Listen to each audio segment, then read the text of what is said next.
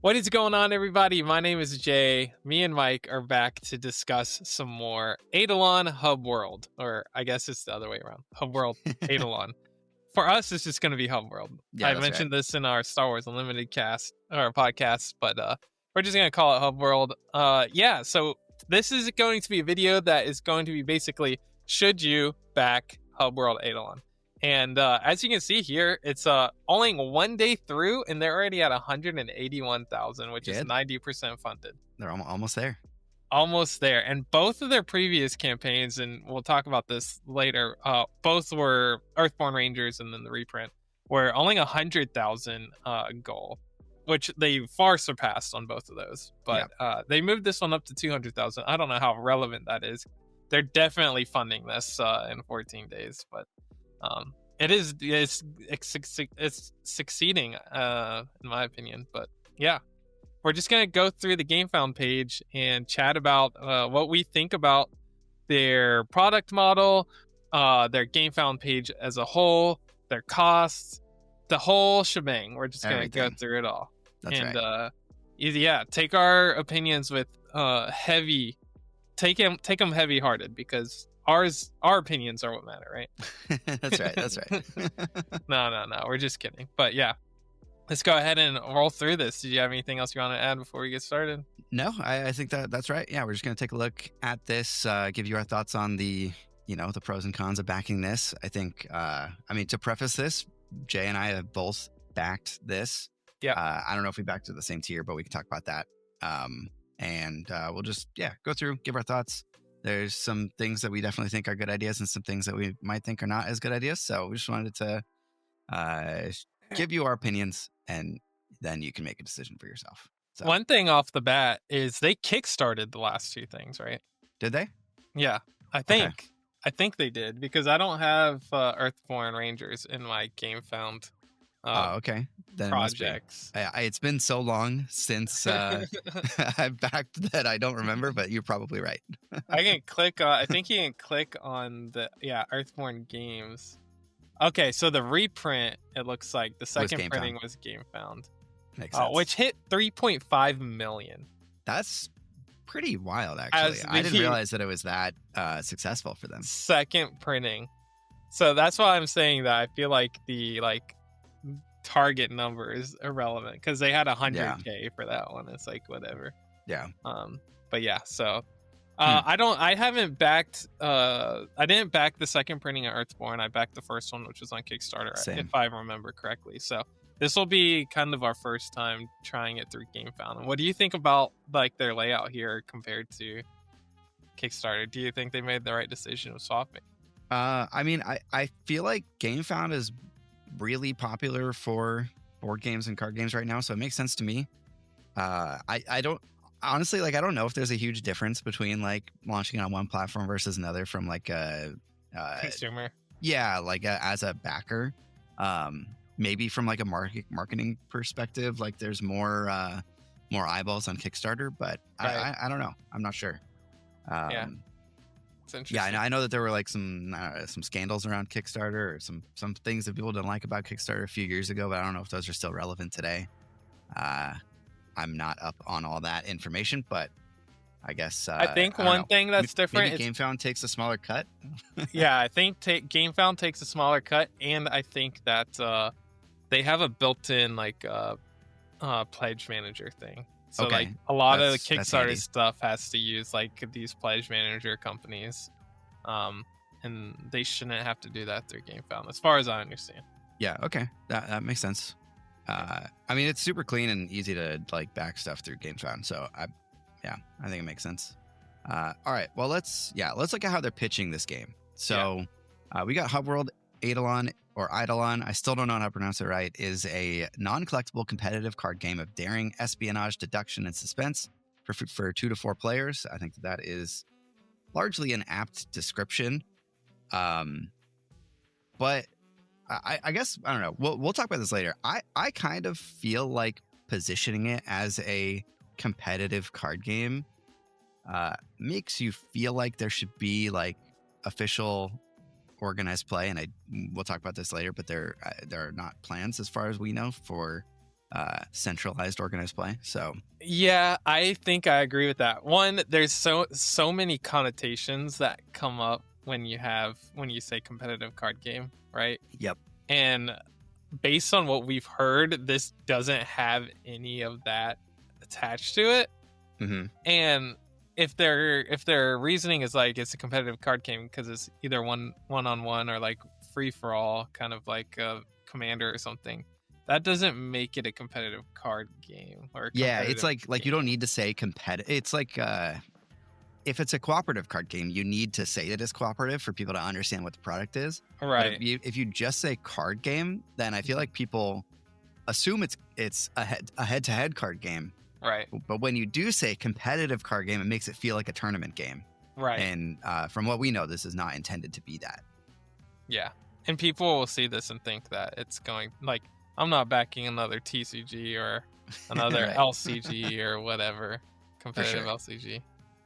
So Yeah. Okay. Well, let's check out the rest of it. Okay, this is just talking about like some of the lore, which is Yep. cool. Take on a role of a seeker, blah blah blah. Okay, this I think is our first look in this little screen here at the updated card frames and graphic design, Yep. which we talked about at the end of our first impressions video, which we did not love. Which Mhm. turns out it was a prototype. Makes a lot of sense. Also, I think these card backs are sick. They look really Yeah. cool. The card backs do look pretty sweet. And it's a weird like because adjacency is up and down, left and right. But if they ever introduce like a diagonal something, then that it kind of points to like the different areas. Oh yeah, that's It's like interesting. a That's cool. connecting thing. that I like that. Yeah. So I mean, these look way nicer to me. Really? Way nicer? I think they look way nicer. Like look at the secret cards look so much cooler. I thought this looked really cool. It does have the I'm off of the card backs. I'm onto the layout. Oh, okay. In my yeah. mind. Yeah, No, yeah. I think the card backs look good, but they looked good before. So yeah. No, I think the layouts look a lot Mhm. nicer. Let me see if I can scroll Definitely. down and we can find some. Okay, I guess we'll talk about that in a minute. So here's the product. It's a box of cards Mhm. for $80. Save Cardboard 20% off token. MSRP. So MSRP is $100 for all Full this. resale, yeah. Yeah, which it feels kind of expensive to me. What do you think? Yeah, so how much was Marvel Champions? It was like $60, right? So Yeah, probably. and that is a similar kind of product. Like it came with tokens, it Okay, came with fair. dials, it came with cards enough to play 4 players, basically. Yeah, and 3 scenarios, I think, right? So like cards for your decks and stuff to play against. And that was only 60. This is 100. Yeah, I mean, in this economy, like not I get surprised it. that it's expensive, but also in this economy, people may not be able to afford that. So yeah, I don't know. It feels a little high to me for what it is. It does. Like, it does. I think the game is awesome, Mhm. and obviously we've already backed it, so our opinions are maybe a little moot here. But I think like unless you're really into the game, Yeah. this is It's it's a tall ask. And also maybe we'll get to this later too, but they're planning on doing 6-month release cycle. So every 6 months, theoretically, if it's the same type of box, because they want each box to be a standalone experience too. Basically every box is a core box, I think is what I've heard them say. Yeah. That's $100 every 6 months to keep up with the game, which I don't know. That's Is not that expensive? It's not crazy. And when you compare it to something like a TCG, Yeah, and like but it's such a different experience. it is. I agree. Especially with no official organized play planned. If that's not true, please correct us in the comments. But if that is true, then you're playing this at the kitchen table, or you're playing it at the local game store with a couple people, and I mean, there's not really a ton of reason to take it that seriously.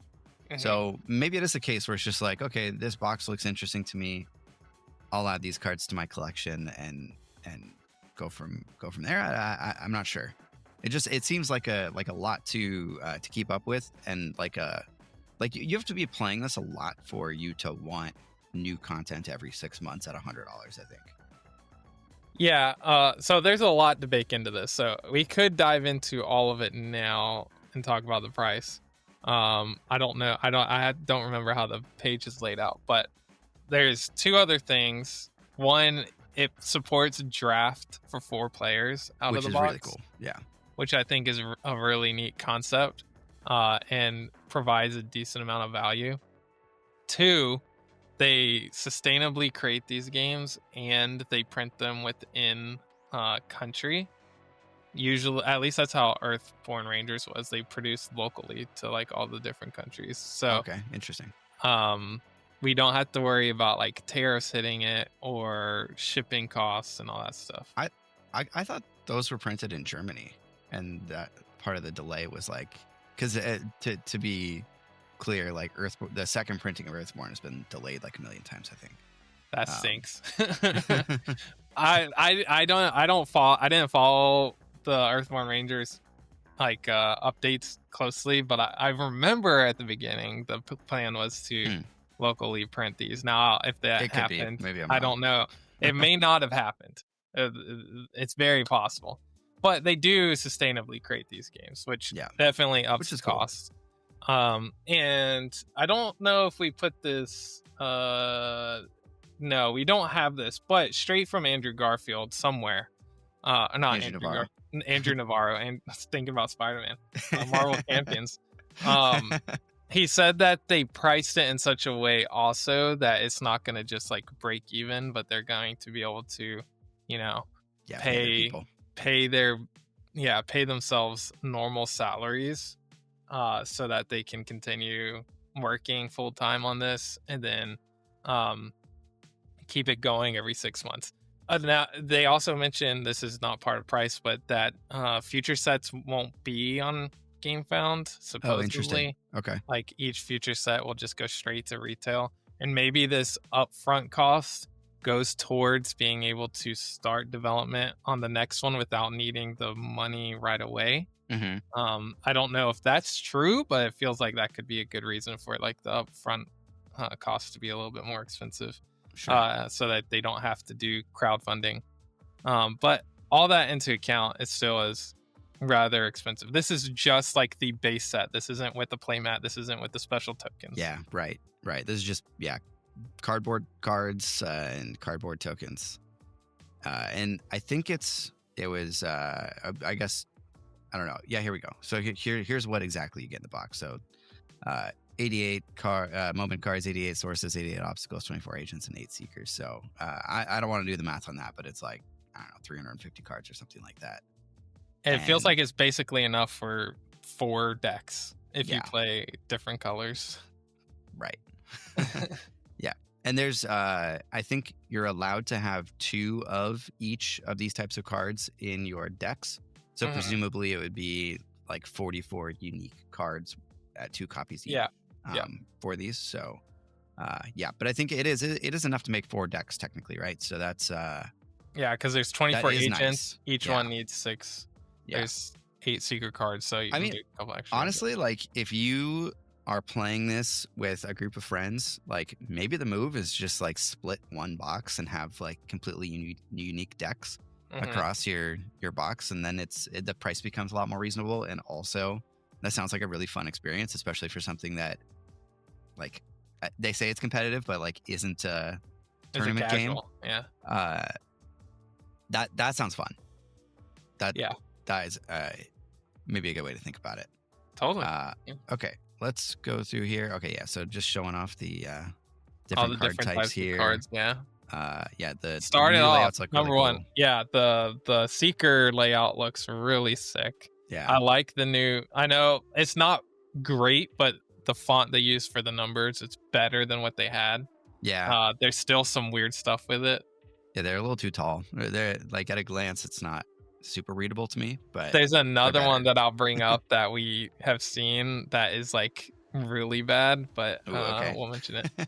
The Capricious Informant for those who know anything about the decks already that exist, has changed completely. He's a completely different card. Yeah, it looks like they're obviously still doing balance and design changes here. But yeah, seems pretty cool, and it's cool to see. They've got much more interesting and unique sort of abilities and templating than in the practice decks. That's like a whole new decks. keyword that we haven't seen is refund one, which is cool. Yeah, which is really cool. Yeah, as the card's presence or whatever this is broken, you gain a money. So basically, like your opponent's got to pay you to defeat this as well. Yeah, essentially, which is kind of cool. Yeah. We've then got on the obstacles too. That red banner, yeah, which is, I mean, it's nice. That was one thing that I did like about the other one. I think I liked the old icon a little bit better for the barrier, but I don't know. I think the red going across kind of like it makes it super clear that this is like something that you need to pass, basically. Yeah, which is cool. Totally. I like that. And then we got the moment cards, and the agents look really cool. Yep, very cool. Like way more unique than the other cards, and it's super obvious to tell that it's an agent with the cool art that's breaking the frame, and you got the gold sort of behind the nameplate and around the artwork. They look awesome. Yep. And I think you have to do cool stuff like this in a game that doesn't have like collectability of foil or alt arts and packs and all that stuff. So to make the game actually look good. Yep, for sure. Like they totally could do like a gold foiling on like agents banners. That would be sweet. Like yeah. They should do that. They should. They should do more treatments to base game since it's not collectible. Yeah, but maybe that doesn't jive with their like sustainability thing, because maybe that uses plastic or something. Maybe. But it would look cool. They should use actual gold leaf, and then it'll be sustainable. Exactly. The ultra premium tier. That's like $1,000. All right, we've got the 4 affiliations. This is just kind of telling you more about the different factions of the game. First time I've noticed like the little icons. Yeah, the little logos. Yeah, I don't know if they're very cool. Yeah, I kind of wish that they were a little bit more unique and said anything about what the factions actually are and represent. But I don't know. If you're colorblind, like you got to really remember which one's up and which one's down. All right, and then we've got gameplay overview, which if you've watched our previous video, we did a little bit of that when we played the game. Yep. And nothing too new there. All right, so we've got the rewards. Yeah. So we talked about that basic version, which I guess is not the featured one. So the basic one, just the box. The Seeker one comes with the playmat and the premium tokens, I believe. This is the one that I backed. I assume you did that too. Yep, I backed the Seeker one. It comes with basically it comes with the basics plus the premium tokens plus the playmat. I think that's all that is extra. It's like $30 for a playmat and $20 for the tokens or something. Yeah, reasonable. Yeah, it's fine. Not too bad. It's not. I don't think it's the same percentage discount, is it? Maybe it is. I think it is, because it was 20%. Yeah, it was like 80 well, I don't know if the other things were discounted, but the box was, like this box was. Mm-hmm. I think the other things were not discounted. Okay. Yeah.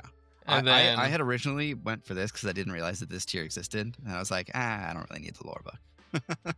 Yeah, I did not go for the $30 extra to get the lore book. Yeah. Sometimes I do that for board games, but this time I was like, nah, I don't need it.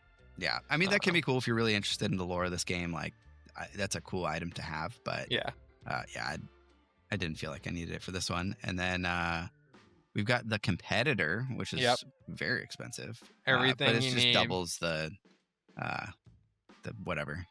Seeker pledge. Yep.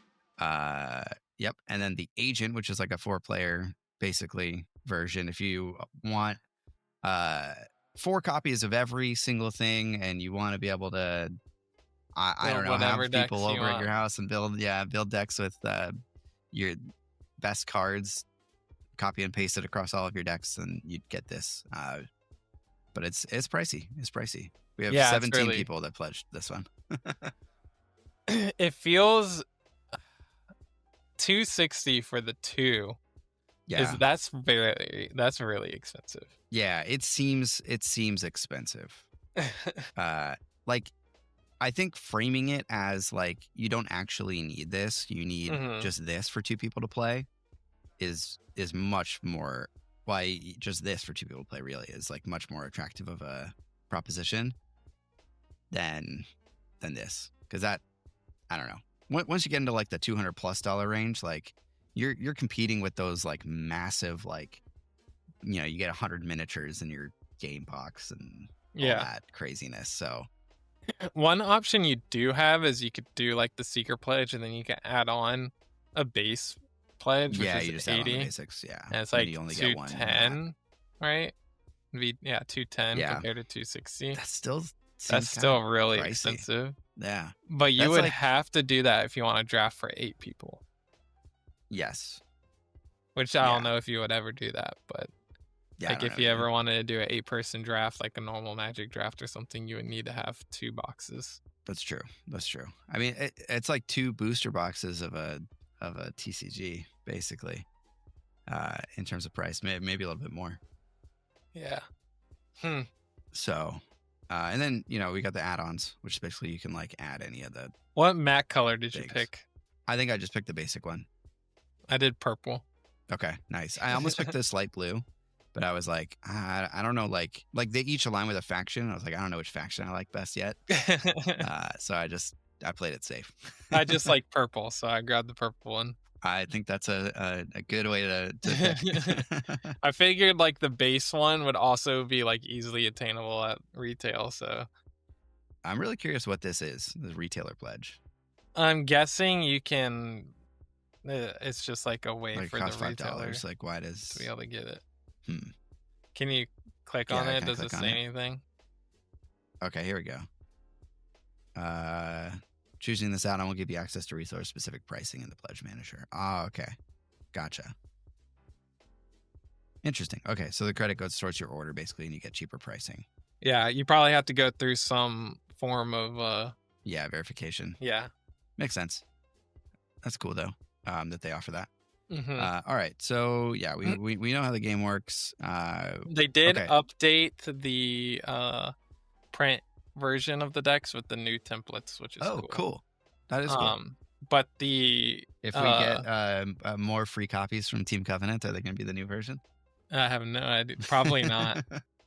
Probably not. But they didn't change the characters that have been updated. Oh, Like interesting. they only updated the templates. The templating, not the Yeah. abilities. Okay, Yeah. good to know. Okay, so we've got a little bit more info about the different formats. So we got 1v1, multiplayer, free-for-all, or 2v2. 2v2 sounds fun.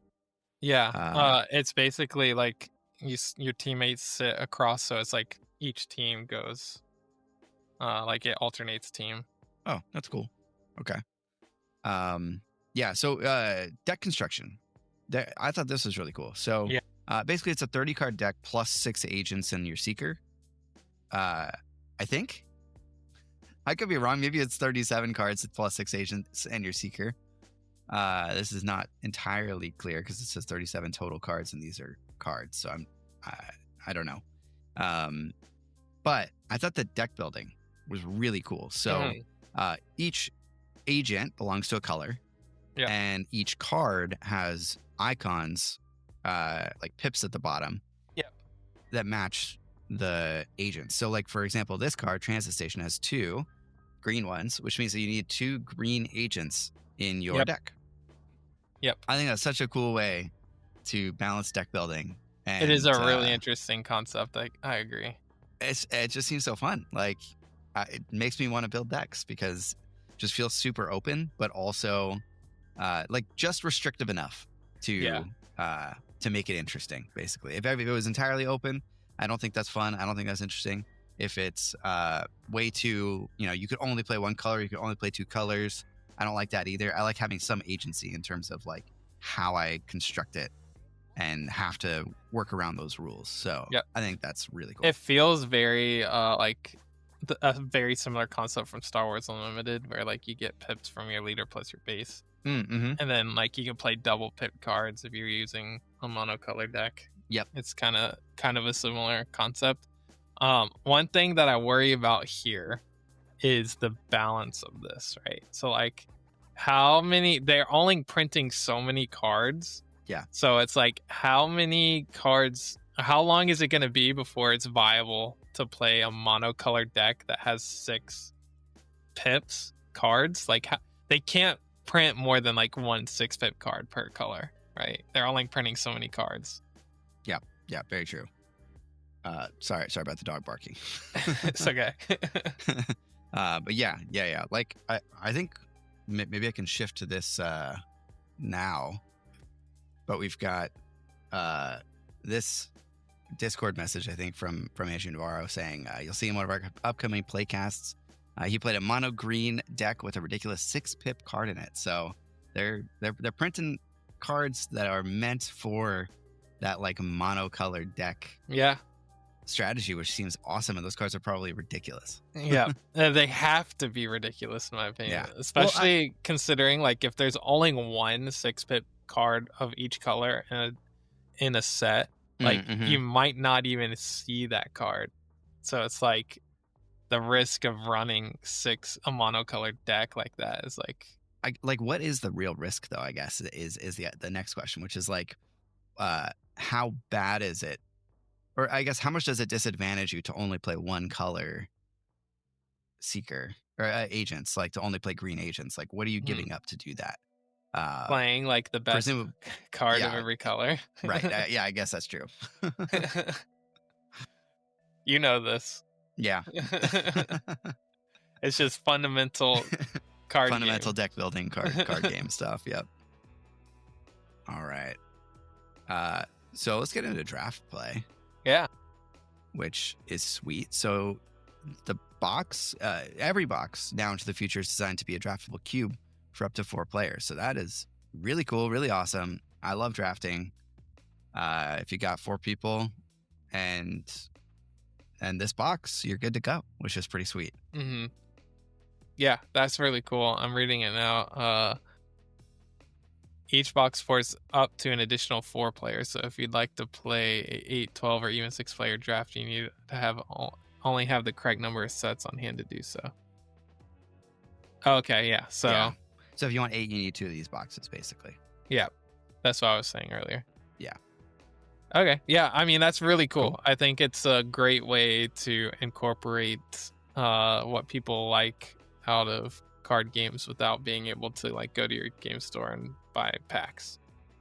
100%.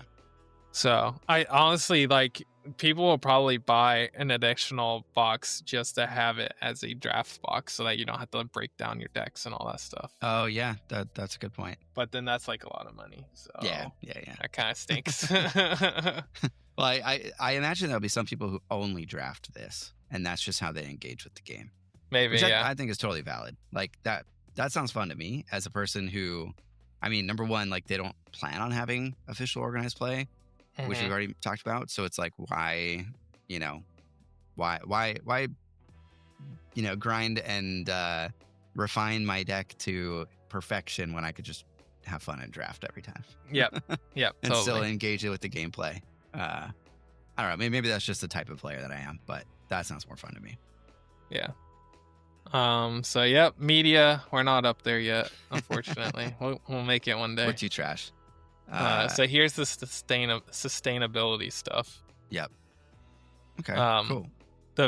You guys can check this out if you want to, but like Hubworld Aidalon, you just scroll down to the bottom where it says like all paper packaging is FSC certified, all components are recyclable and compostable. All paper is coated water-based laminate, printed using vegetable-based inks. No single-use plastics or plastics of any kind anywhere in the box. No shrink wrap. That's all cool stuff. Yeah, that's all cool. I'm curious about the playmats. Made with polyester blend laminate over natural rubber. That's cool, actually. And packaged in recycled cardboard. Neat. No single-use plastics. So there you go. Very cool. And they do wooden tokens instead of plastic tokens. And That's the nice. wooden tokens I have for Earthborn Rangers are fine. They're not like crappy or anything. I like them. If anything, I kind of like wooden tokens a little bit more than I like plastic ones sometimes. So shipping to the US is gonna be $27 for ours, I think. Wait. Oh yeah, probably because it comes with the. Is that the agent? No, we were the seeker. The agent is the big one. Oh, okay. Basics, but it doesn't say the basics is 17. So yeah, maybe so it's either 17 or it's somewhere between 17 and $27, which actually is pretty expensive. That's a lot. I mean, That's it's like what it costs me to go ship a board game at the postal office. Yeah. Which you would think you would be able to get better costs than that, but maybe it's like there's a cushion there in case some crazy stuff happens. Yeah, it just seems like the proposition's not $80. It's $97. Yeah. Which, like, the discount that you're getting is really just like free shipping, basically. You're getting free shipping instead. Yeah. Yeah. In a way, which, I mean, like, I get it. Like, shipping is expensive, but also, like, this is, I think, one of the downsides of, backing a Gamefound versus just picking up a game from your local retailer. Like, if you pick this up from your local game store, maybe they charge you $100, maybe not, but you're not paying shipping. So that's nice. Yeah. And also, like, a game like this doesn't have Kickstarter exclusives. Right. Like, the reason our Gamefound exclusives, sometimes the reasons you back crowdfunded campaigns for board games is because they do exclusive content that you want to be able to get. Yeah. And it doesn't seem like they have any of that for this. This kind of just feels like a pre-order with a really long lead time. Very, very long lead time. We haven't looked at that. We haven't gotten to that. Do they? It's somewhere on here. It's somewhere on Maybe here. go back to the pledges. Yeah. But also, I was going to say to ship to Hawaii or freaking right there, yeah. January 2027. Yep. Yeah, that's a We're rip. going to talk about shipping to Hawaii. It's 47 and then 94. Rip. And the rest of the world. Alaska or Hawaii. It's cheaper to ship to the UK, so I'm guessing they're printing this in the UK. Yeah, maybe. Or UK Post is heavily subsidized, one of the two. Maybe. I don't know. Germany is cheaper too, so maybe it is like Europe. Yeah. But yeah, 2027. Yeah, that's a long ways away. Let me go back up to the pledges. Click rewards. It's for it the seeker basics. Yeah, January 2027. So it is currently April of 2025. 2025. So nearly 2 years. Yeah, I mean basically 2 years. Yeah. From from today. Yeah. So that's a long time. We should check this this post out from Andrew Navarro. Maybe I can make this bigger. No, I can't make it bigger. All right. Well, we can just read through it. So somebody commented the January 2027 date seems off to me. Andrew Navarro says, having to note estimated delivery dates on the crowdfunding campaigns is a terrible feature. Is it? Maybe. There's a lot of road between now and when a game fulfills, and there are a ton of things that can happen to sit outside of publisher's control that can affect that date. With the January 2027 date, I'm trying to be as cautious as possible. For context, we should be ready to go to press in May or June-ish of 2026. It'll take 7 to 8 months to finish production and start shipping games. We'll find out. Or will it take that? Yeah. So, yeah, I mean...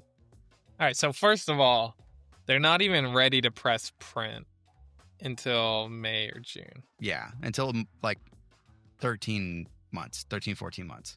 Of 2026. I would like... it's really hard for me. First, I'll start with this, because I said this to you guys in the chat, and I don't know if you guys might not have understood what I was saying, or you just are like so baffled by the 2027 date that it's like... Can't just put December 2026, because psychologically, like, seeing 2027, it doesn't matter if it's January.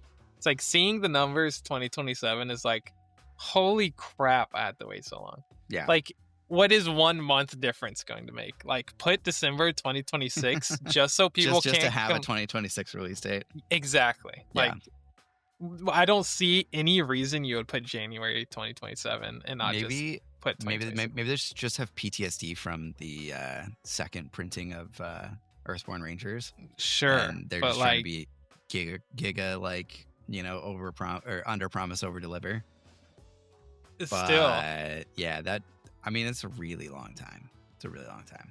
yeah, it feels like it's like, I don't know. They have the money clearly. All right, so I was scoping it out.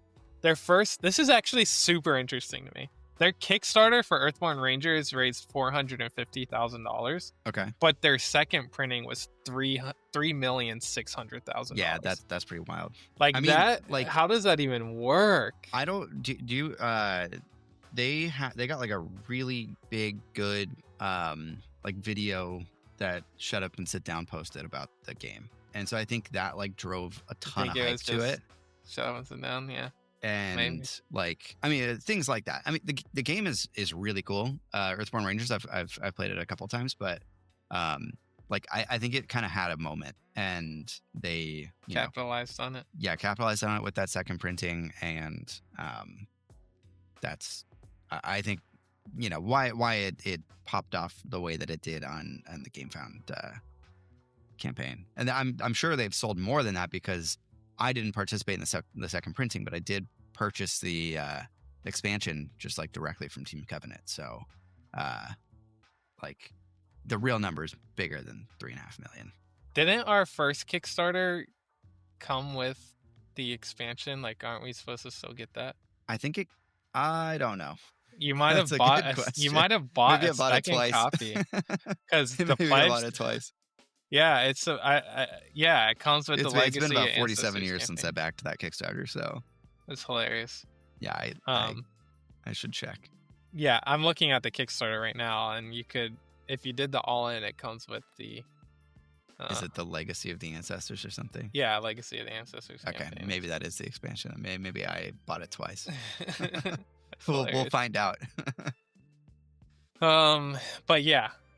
So I feel like between $4 million in net revenue, that's not including like the cut that both of those Kickstarter and Gamefound take, and all that stuff, and the cost of printing, like, they should have been able to like launch this, and when it fulfills, be ready to click like print. Yeah. Like, yeah. I don't know. It feels really weird that they launched it so soon compared to when they were ready to print. Yeah, I kind of wish that they just, like, you know, put this on Gamefound next April, like literally a year from now, and say, okay, like, we're going to print 2 months after this goes live. But maybe they needed the validation that this is an idea that they should pursue. Like, I don't know. Like, maybe they ran out of runway. I mean, that's a lot of money, but maybe between production costs and shipping costs and delays and stuff like that, it costs way more than they thought it would to, you know, to actually finish up Earthborn. And so maybe they just need the cash. But it's like, if the goal is 200K, right? Like, they need to be able to stretch that 200K through January 2027 in theory. Yeah. I mean, like, maybe their plan is like, okay, like, campaign hits its funding goal, only hits the 200K. Like, maybe then it gives them the ability to, like, take it to retailers and say, like, hey, like, people want this game, like, you know, pre-order a bunch, and then they can fund the rest that way. I don't know. Maybe they just needed to top off their company treasury. I don't know, honestly. It just feels like a really tall ask for this kind of game. Yeah, I wish that it was that the Gamefound started a year from now, because it's a tall order to maintain people's excitement for essentially 2 years from when the Kickstarter, well, not Kickstarter, from when the Gamefound launched this month to January 2027. Maybe it's like October 2026, like is the real date, but that's still a long time. That's still like, a year and a half of stuff. And I, presume they're going to drip content out over that period of time. So like people are going to be playing in, either proxies or online and stuff like that before they get it. I don't know. I just think in like today's landscape, it's hard to release a product. Hard to put a product up for sale and not release it for, 16 to 24 months, basically. Yeah. So, especially with like, I think this was an insanely ingenuitive and like inventive way of like building hype, is being able to get these demo decks for free. Yeah. And at the cost of shipping. And then now it's like, I'm not playing the same deck for the next 2 years. Yeah. Right. I guess that might be the point. Like, like they're super obvious. Like we've seen now a bunch of cards are changing. Those decks are super dumbed down compared to like what the actual game is going to be. It is really just a way for you to like get the flavor of the game and sort of see if you like the system and the concepts at a broad scale. But yeah, waiting that long just is going to be it's going to be tough. Now, a cool thing that if they were to do this, it would be really sick if like every 3 months while we wait, they send new new demo decks. You can demo. That'd be cool. It's probably pretty expensive for them to even these, though. Involving us, the ones that are dedicated fans, in like play testing. Like send us updated cards. Allow us to pay for updated cards every so many months and like test certain things or whatever. Like, I don't know. Yeah. That would be cool if they did that. Like, I think that would continue. That would at least maintain hype for this long period of time. But I still think it's an incredibly poor decision to be launching right now. Yeah, I think it will be an uphill battle keeping people interested over the next 1,000%. Yeah, however long. Maybe they don't really care. Maybe they're like, we'll fund now, and then people will forget about it for the next year and a half, and then we'll build hype again later. Promote it then. Yeah, maybe. I mean, if they really just need sort of like an influx of cash, and obviously like they, it's almost funded. So they have enough people interested in it to where they can actually do that. And then maybe they don't need to keep people on the hook for that long because they've already paid for it. So yeah, it just feels really bad for us as the consumer. Yeah, for sure. And for people who want to make content about this game, because it is really fun. So we plan on, as of now, we plan on basically I don't know, once a month kind of doing a check-in and talking about any updates or news that we've heard about the game until it comes out. Yeah. So yeah, we hesitate to call it like a podcast or anything, but it'll just be like a series of videos. Because we content. To be super clear, we are both very excited about this game. It's super fun. We just don't want to have to wait 2 years to play it. Yeah. Maybe that's just being impatient, but also like I don't think it is. I don't especially think it is. For this kind of game. Especially for this kind of game. The last thought that I had was, I think that they're like, given again, if I'm wrong about this, please correct me, which I'm sure you already have. Given that there is not official centralized organized play, I feel like this should have been pitched as a board game. Okay, yeah. So let's chat about the product. Because like it feels more to me like something like Dominion or Ascension or one of those. Like they're card games, but they're still like marketed and sort of pitched as board games, I guess, and seen as board games in a way that like a competitive card game is not. So like a competitive card game that's expandable every 6 months, which still seems like a lot. Like I feel like every year is a bit more palatable for a prospect like this.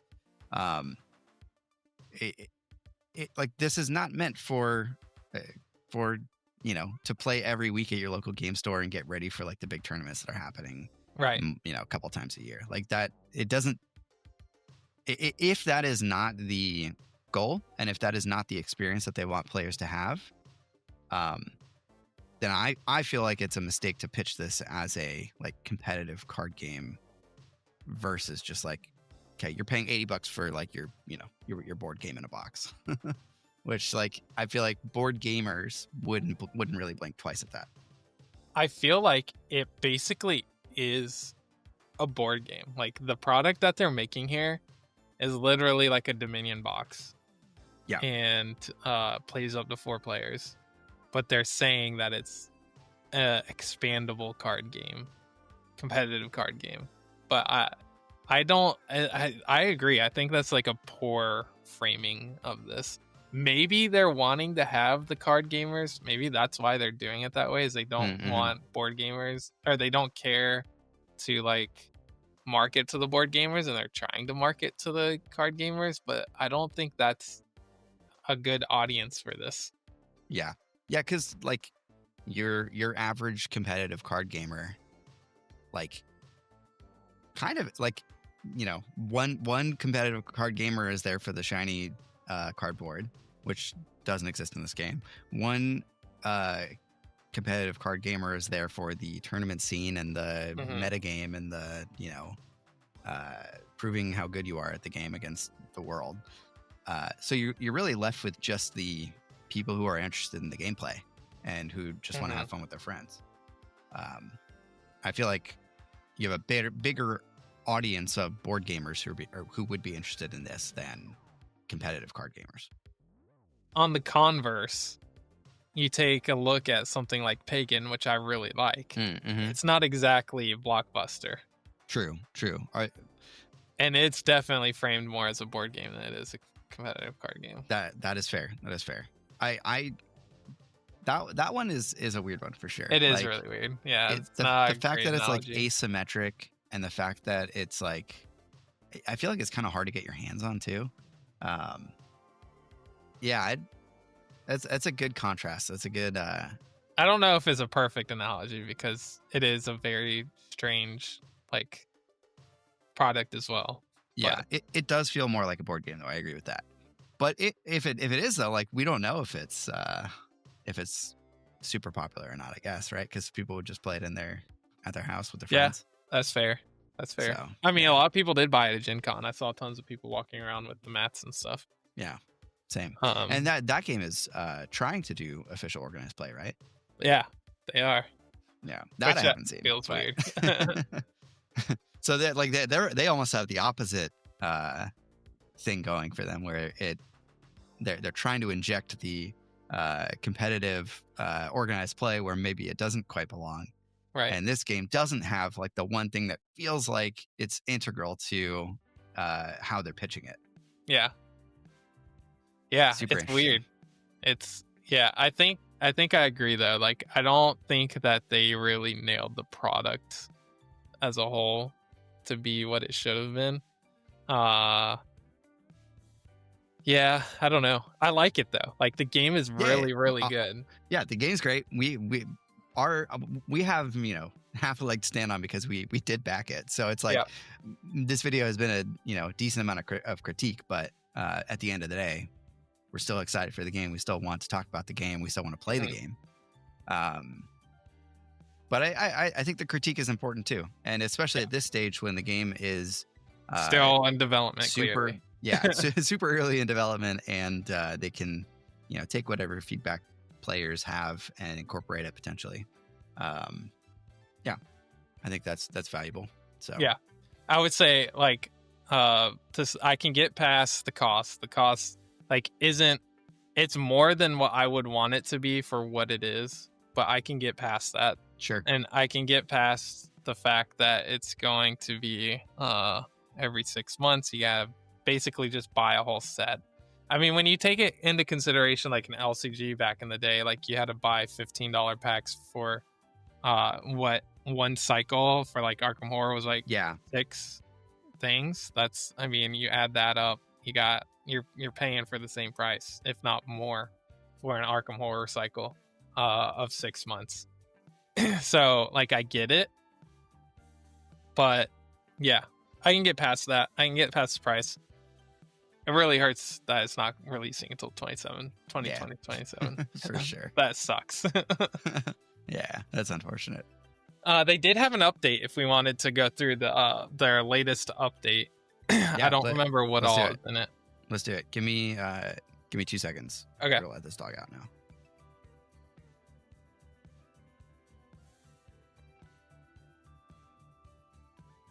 Because now he's whining. All right, so that's actually a new update since we started recording this. Oh, look at that. There's a Team Covenant stream happening at 12 and a new pledge level. Pledge level? What does that mean? New pledge gameplay level. Live stream. Cool. New pledge level. We, along with our friends Covenant, offered preview decks. The preview decks are a great introduction. Okay. Okay, they can't realistically continue to offer the preview decks for free, but they can offer them at a low price, so they can. So the two of them are available for a $20 pledge. Okay. The decks will fulfill alongside everything else. Interesting. That's weird. Why do you even want the demo weird. decks? Wait, yeah. Okay, apart from that, there's no difference between these decks and the ones that were previously available. That's to say, if you're already a backer and or if you already own the preview decks, you don't need these new ones. So it's just like. But it's updated card templates. Yeah, updated card templates, but not like card abilities. Right? So like the Capricious Informant, which we already saw, is like completely different from the demo deck. Like now you're just going to have two versions of that card. Can you like mix those into the... No, it's just an updated template. Yeah, I know, but like... like for all of the cards. That seems weird. No, I understand that. What I'm saying is like... If you, so this card, where is it? Oh, you're saying like in like a real, like in a real game, like you're now gonna have literally two versions. I'm guessing the demo decks are not integratable into like the actual game. I would assume that as well. But then it's like, what the heck is the point of them, especially if you're not getting them until? So it's, it seems like. Yeah, it seems like if you are backing the actual game, you don't want these extra demo decks. Yeah, so because they're kind of useless to you. So, yeah, I don't know. Maybe it's just like a cheaper way for people to try the game 2 years from now, year and a half from now. That doesn't make a ton of sense to me. Especially like there's print and play available, so it's like if they want to try the game, just do that. I'd be surprised if a lot of people backed at this tier, just given what you actually get. It's really, really odd. I'm wondering if they sold out. I wonder how much shipping is too on top of the $20 pledge. Yeah, I don't know. But that wasn't the update that I was going towards. Yeah, there's another one. Let's look at the other one. All right, here we go. Our true goal. As we approach 75%, which we're well past, we're at like 93% now. Yeah. They mentioned the 100K was the first time around for the Earthborn Kickstarter and the second one. But it didn't leave any room to pay anyone a salary to work on the game except for Evan. Still would like to hire developers to complete the game. Oh wow, they need developers to complete the game. Okay. Yeah, they're basically just saying they upped it from 100K to 200K so that they could like have some more wiggle room, which I think doesn't. I don't get that. Like they made $4 million. Yeah, I don't know, man. Yeah, I guess like we talked about this a little bit, but this part is a little bit relevant. You know, our plan is to release a new set of Hubworld Aidalon, whatever it is, every 6 months after the retail release of the inaugural set. Every set's the same size with new seekers and agents, new mechanics and themes, maybe new colors. That'd be cool. New deck building options, blah, blah, blah. And each set is the same. We'll support up to 4 players out of the box with constructed and draft. So good entry point for players. Every set's a core set, basically, which is cool. Yeah. Like I like that about it. That's really good. I just think like that even more makes me feel like it should be a board game. Yeah, it's just like board game. A instead of a new card board game. game coming out every 6 months. Yeah. I do think every 6 months is like pretty short release window when you're talking about a game that like you don't have to keep up with the meta game. There's like if there aren't tournaments happening, the metagame's like not going to get solved as fast as a normal expandable game. And so like, do you need content every 6 months to keep it fresh? I don't know. Like, how much are we really going to be playing this game if we're not trying to, I don't know, like compete I feel at like it? 6 months is fine. I don't know. Like, It's okay. I don't know. sorcery is once a year, and that Yeah. feels like ages. Does it feel like too long?